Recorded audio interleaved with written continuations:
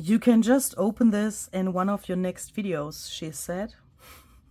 And then you can see what you can do with it, she said.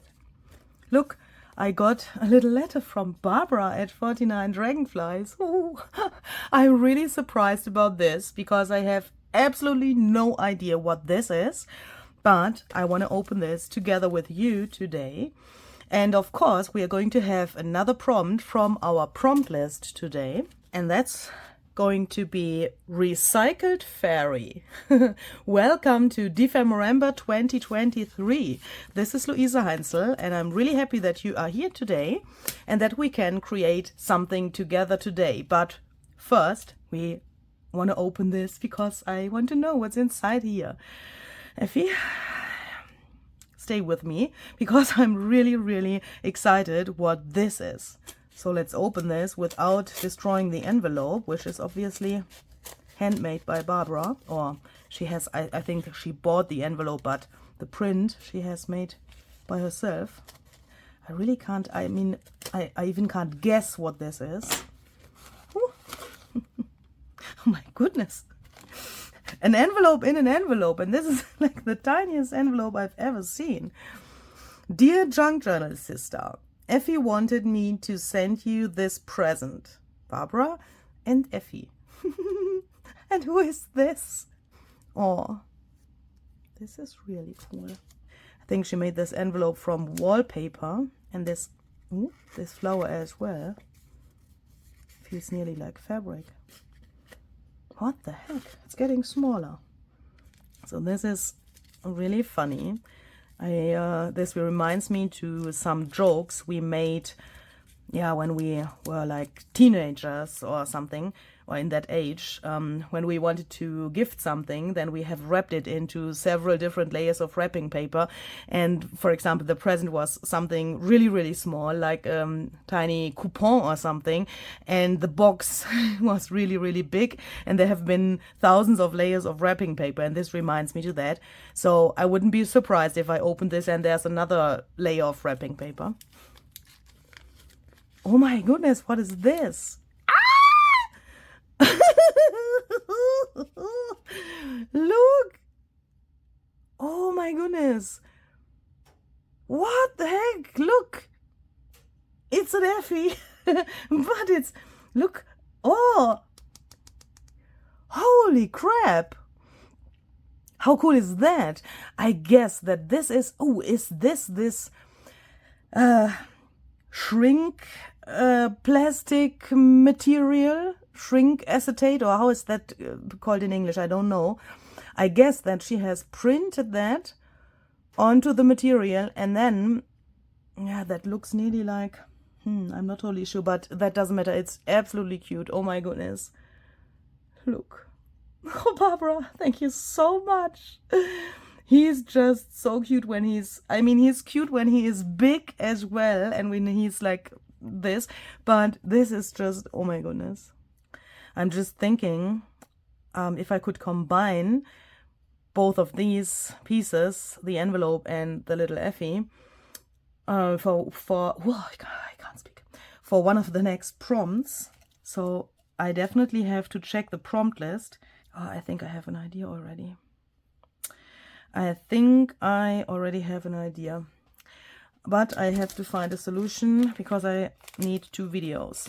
Let me think about that. So let's first do today's prompt, and let's put this aside.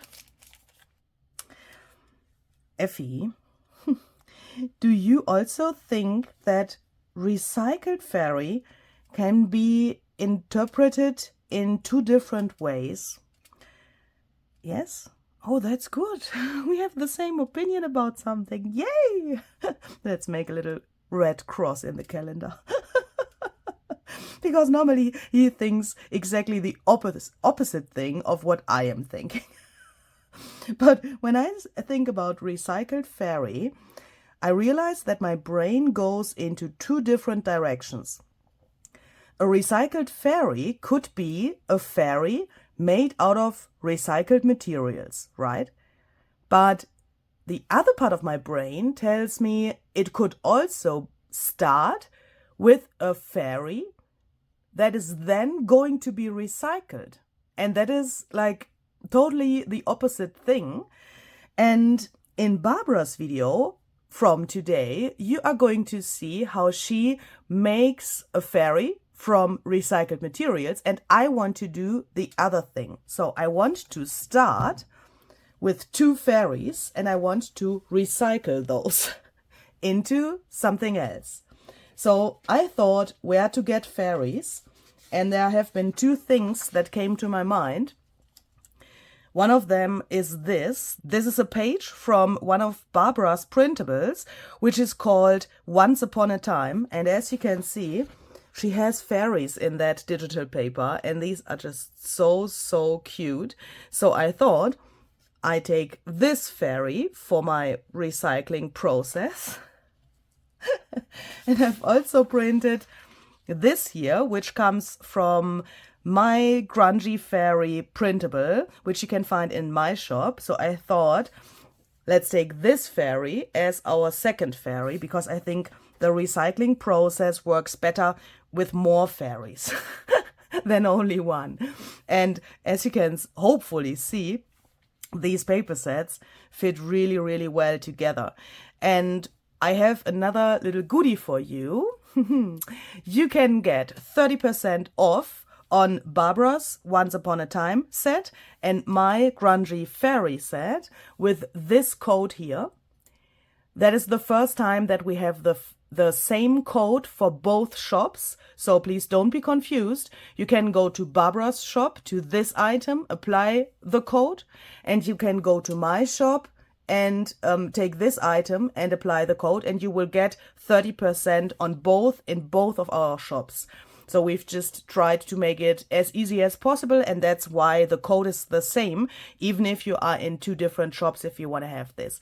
All of the Dephemerember codes are valid until the end of January 2024. So I hope you like that. And yeah, so let's recycle these. So I thought, first of all, we have to take a little portion of this because the whole paper is too much.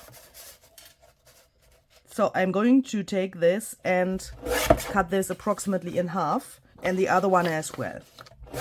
And if you want to recycle something, then it's probably good to have some smaller pieces just to make the recycling process easier.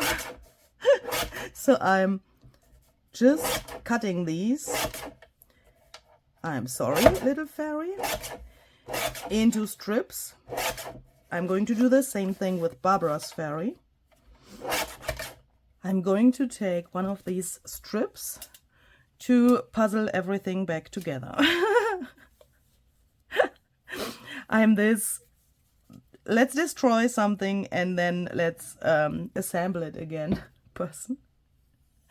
So I'm going to take some glue, put that here, and now I'm taking the lines here on my mat to make sure that what I'm doing here has a 90-degree angle, because now I want to take these papers and I want to make a woven sheet. So I'm going to take this strip here, so you can see this is 90-degree now, and I think that is relatively important so that everything is really nice in the end and relatively regular. I'm alternating my paper and Barbara's paper here and just put them all on here, making sure that I don't have overlapping areas here and also no slots or something, so that it looks like everything is one. And I'm doing this until I come to the end of this strip here. And then when I have it like this, I'm going to turn it around just to make my life a little easier. I'm going to take the next strip. I'm going to take this and put that under this first strip, over this one, the second one, under the third one, over the fourth one, and so on, so that I can then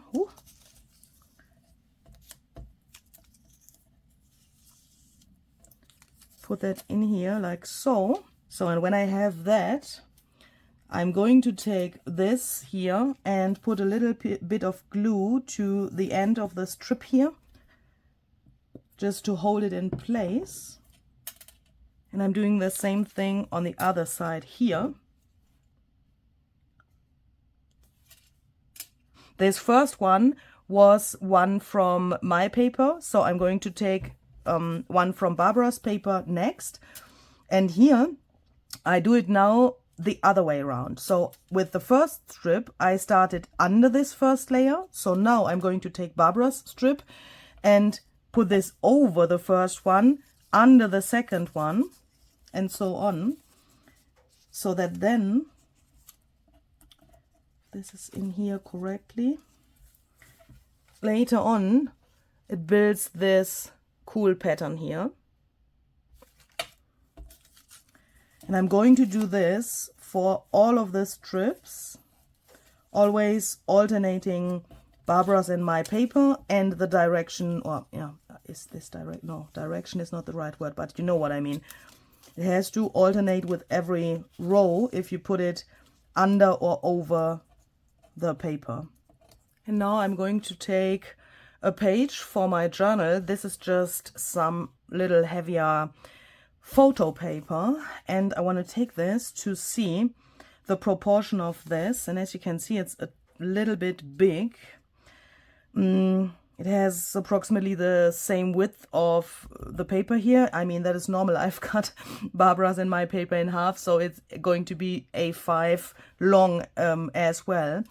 But I want to see a little bit of the background, I mean the white paper here. So what I'm going to do next is I go to my sewing machine and I will sew around here so that I can make sure that everything holds together and can't fall apart. I mean, I have glued it, but you know, here in the middle there is no glue, and I want to make sure that everything stays in place. I'm going to sew way smaller than this is so that I later on can trim it off so that it gets a little smaller as well, but it holds together with my sewing. Perhaps like this. Yeah, that's a good size. Okay, so then let's take some inks. When I see this, and especially Barbara's paper, I'm thinking about Victorian Velvet Oxide ink. So I'm going to ink around here with Victorian Velvet. And when I look here on my paper, there's this purple color, and I thought that shaded lilac would be a good match for that.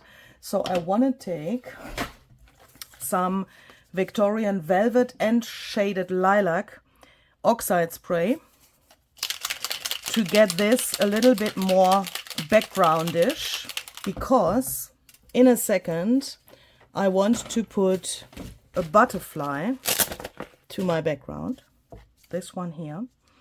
And as you can see, this is a little bit too busy, and I want to calm down the background with my oxide sprays.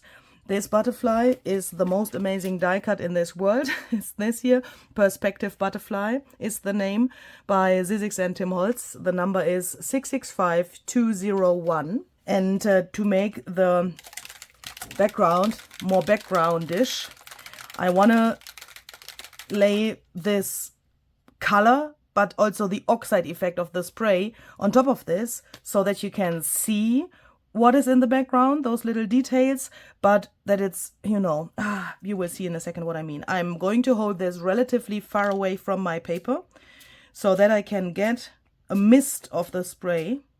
I don't want to cover it up totally. And then let's also add some shaded lilac.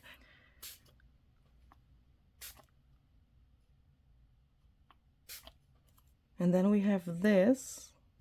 Later on, I want to add something that I got from Barbara as well, and that is this sticker here. She has put that here to this little card that she has sent me with the scraps.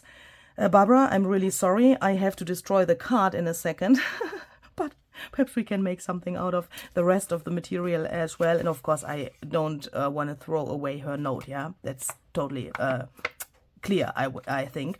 But I want to use this circle here and her logo, because this is her brand logo. She has made this little dragonfly here during last year's Dephemerember. She was inspired by the journal cover that I have made for her journal. So perhaps you know that last year we've exchanged our journals. So we made a journal for the other one. And she has, for one of the prompts, taken the idea from my cover and made this.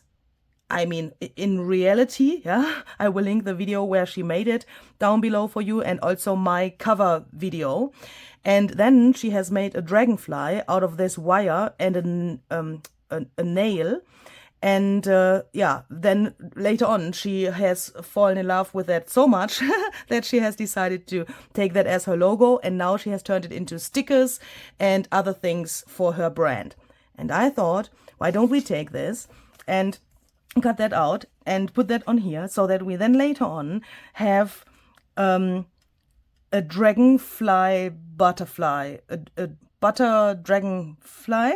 And then I thought, what else do I have here that could give me something like a theme for this piece? And then I came to the idea to take this circle here as an inspiration.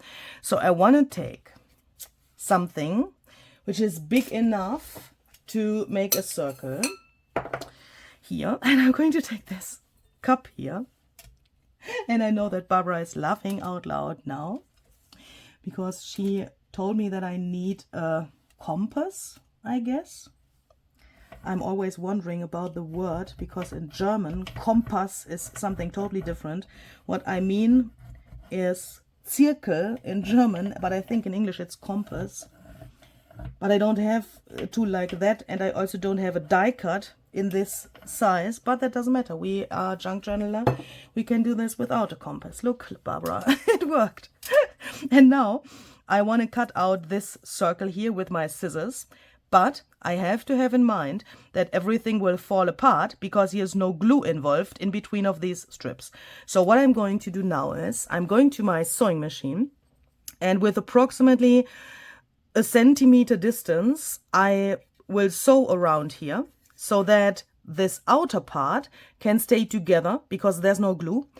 And then I'm also going to sew inside here, also with approximately a centimeter distance to my pencil line here, so that then the inner circle can't fall apart as well when I cut it out then. Did I just say approximately a centimeter? I mean, what was I thinking? I think you can see what I have done. It's not a centimeter, and it's not always the same distance from the pencil line to the sewing here, but it's enough distance so that I still have my pencil line free, so that I now can cut this out. I want to stay on this pencil line really exactly because I am going to need the circle itself later as well. And then now I want to take this first to make, because look, this here, when it goes in here, of course, everything is covered up, but I want to see a little bit of the white from my background here, because I think it looks nice when the white peeks out here. So I'm going to take this and I'm going to cut this a tiny little bit smaller.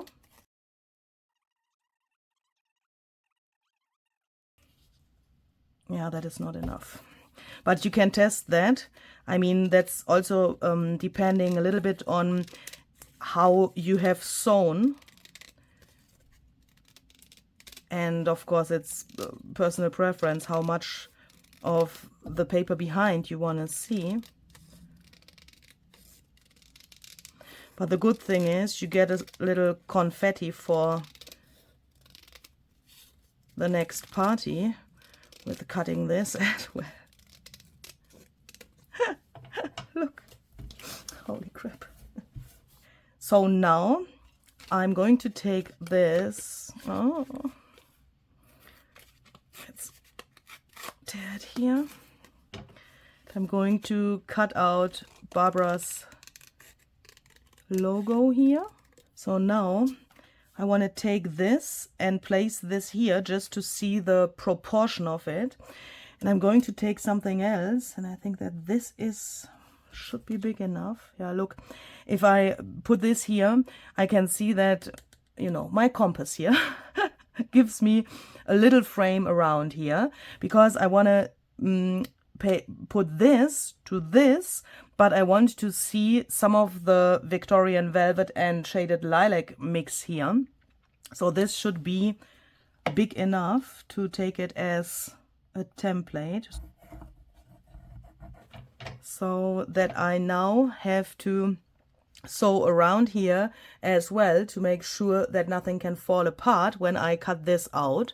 So I've done exactly the same thing like with the big piece. I've sewn on each sides next to the pencil line so that I now can cut this out without any problems. And then I want to take this, and I'm going to hold Barbara's logo on here just to see the proportion, because I want to take this and cut this a little smaller as well, so that we then only have a tiny frame around Barbara's logo here. So then I thought, how can I get this blue color from this jeans material Barbara has used for making this? How can I get that to my piece? And yeah, I thought, what could you use for that to make your life easy and to control that a little bit? And the easiest way to do that, and I want to do that on this piece here, is to emboss this with embossing glaze. Chipped sapphire embossing glaze. I know that chipped sapphire is not this color. At the same time, I know that we have this mixture here of Victorian velvet and shaded lilac, meaning since embossing glaze is translucent, we won't get the original color of chipped sapphire because we have this underneath, and we would get a mixture color-wise. And that makes it hard to imagine, but I already know that it will work, because it feels always so strange when I say that, because, you know, if you follow Dephemerember, you know that I always record my German videos first and then the English ones, because that's easier for me. You know, English is not my mother language, and when I do those things, it's easier for me to do the German one first. And I already know that it works, but it's then always a little, you know, hard to explain and talk about that, because I already know what will happen here. But I've experienced chipped sapphire is not only a really, really gorgeous color. I would say it's an, what do I want to say? Chipped sapphire embossing glaze is an underrated color from the embossing glaze collection. That's what I'm trying to say. And here you can already see it turns into a little weird purple. And the sewing here doesn't want to take the glaze. It's like splitting a little bit. And it gets not so intense there where the sewing is, but that is normal, and that gives us a really cool effect. And I will also put a second layer on here to get this more intense. I know that this is not the same color, but later on we will get something that is like harmonious, and this is the closest what I can get with the mediums I have, I would say. But now I want to do it like this. I want to take this piece first, then this shall go in here, then the butterfly shall go over here, and that's what I was trying to say.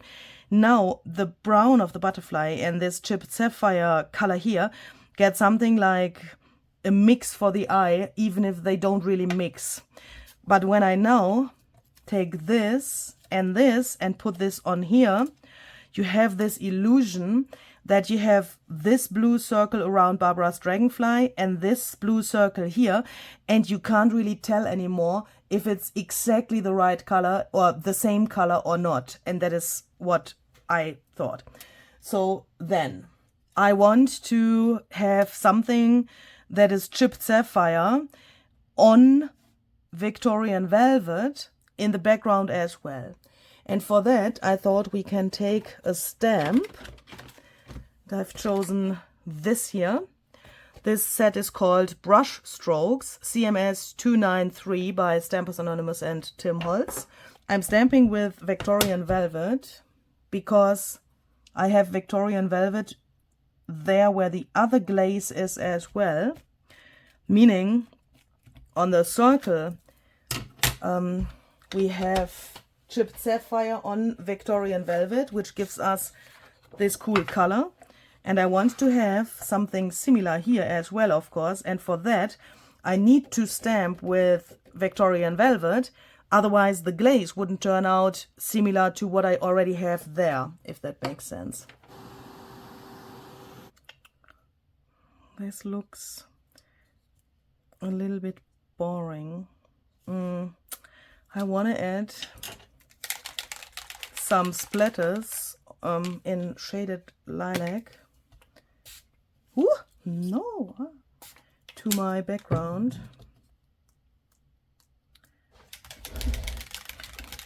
And I also want to have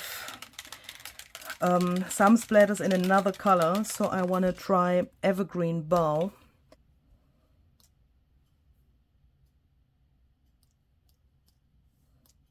So then we have this.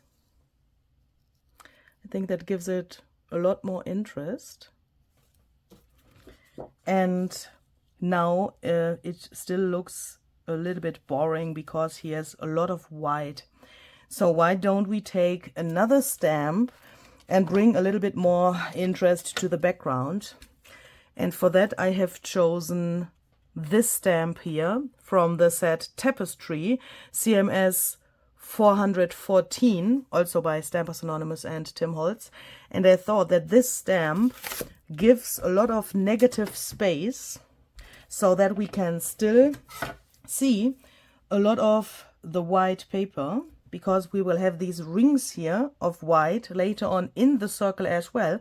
So I thought we need white here on the background. So I'm going to stamp, like, I mean, I will take this away in a second, but only here, so that I don't get the stamping itself into the circle, because I don't want to see it there, but only here in on the top and here. And I want to try something, because I want to stamp with Victorian velvet again, but then I want to emboss that with cracked pistachio. Sounds weird, I know. Hoping that I get a similar color like the Evergreen Bow here.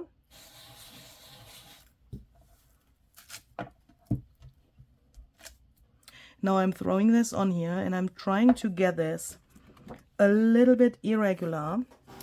And now we are again getting a mixture of the glaze and the color, I mean, a mixture of the color of the glaze and the color of the oxide ink below, so that we then have this really cool effect. And I really, really like this color. It's just amazing. And I just thought my brain has broken, but now I see what I did different compared to the German video. Holy cow. I just thought, what the heck is happening here? Because it turned out totally different. I mean, you can check the German video if you want. This color turns out totally different. I just made a little mistake. Oh my goodness. I've stamped with Victorian velvet, but I wanted to stamp with shaded lilac. In the German video I stamped with shaded lilac. Oh my goodness. Well, who cares? Now this color probably doesn't match the Evergreen Bow splatters that we've just made. Oh no. Oh no, no, no, no. Oh no, oh no. Louisa, what have you done? This is not turquoise enough. The evergreen bow splatters would have fit to a mixture of cracked pistachio glaze and shaded lilac oxide ink. So what to do now? What to do now? I want to have green splatters here that are matching this. Okay, so I have two ideas now. The first idea is carefully try to take cracked pistachio oxide spray. I want to splatter on here with cracked pistachio, but I want to have that dirty somehow, because it seems to be dirty here as well because of the Victorian velvet. So let's take some Victorian velvet as well. Let's try to mix that. Tim would probably say now, if it looks like sludge, it dries like sludge. If you like sludge, leave it there. But in this case, I want sludge because it has to be sludgy. Is that a word? Hoping that the oxidation will... Oh no! The oxidation gets a little... 99999. Let's not dry that completely, but let's take the splatters here, and that was my second idea, and let's emboss the splatters with cracked pistachio. I'm going to freak out in a second. I mean, it can't be the same color, but it's also not close to the color that we have on the background. Now I'm hoping that it looks harmonious and nice, even if it's not the same color. I want to stamp 49 here, because, you know, 49 dragonflies. These stamps come from this set, Merchant CMS 331. And I want to emboss these also with chipped sapphire glaze. So then we have this, and then I wanna first assemble this, and then here's the second part of my solution. So I'm going to take this and glue this down first. Just thinking, I also want to add a little bit of thread so that we then can put this on top. Then I'm going to glue this circle here. So then let's glue the butterfly. Then I'm going to take this here. So then I'm going to take this and glue that to this small circle, and this shall go here now. And I want to put some thread under that layer as well.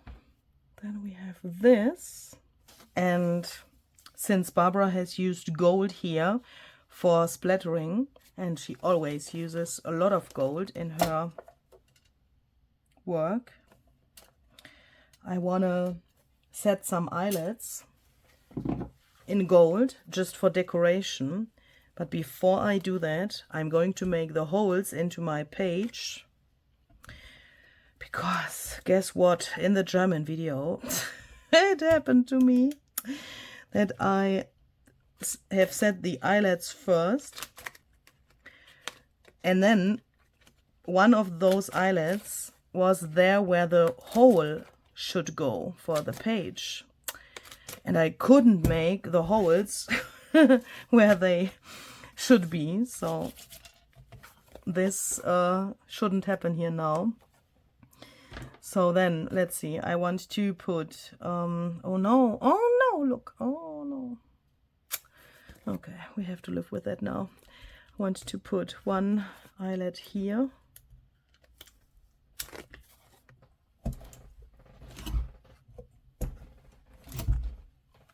And I also have the feeling that I need to staple here.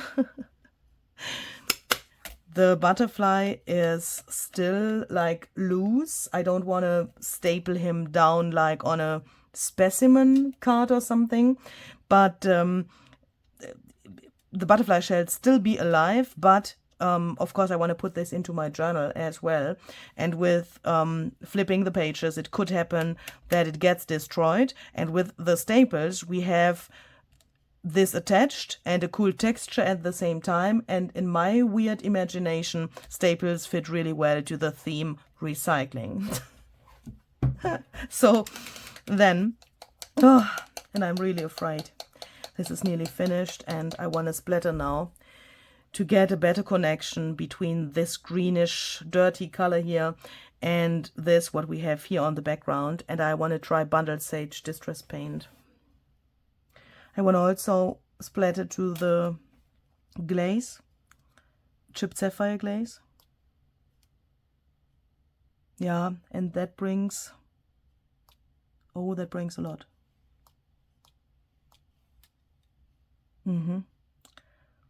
It's a totally different color, of course it is, but yeah, and I need bigger splatters. I need more paint. I don't want to add water to the paint because it's already so liquid that I can splatter it, and I want to have it as intense as possible. And with these kind of accidents, I mean, that was a fail in my brain, yeah, that I took the wrong color for stamping in the background. But with these kinds of accidents, I think you have two advantages, or perhaps even more, but two that come to my mind immediately. The first one is that you get to know your mediums better, and you learn something about the colors and the mediums you have. And the second thing is you can probably come up with color combinations that you wouldn't think about before you do this. But we need more gold, so I'm going to take some tarnished brass distress paint. Oh my goodness, is that beautiful. Holy cow. And just, you know what I'm talking about the whole time. I mean, now I can show it to you. I didn't want to show it earlier so that you can't be, you know, that you don't see the whole thing already in the middle of the video. Yeah, I hope that makes sense, that you can follow the process better. But if you look at this, the left one is the one from the German video, and this is what we've just made.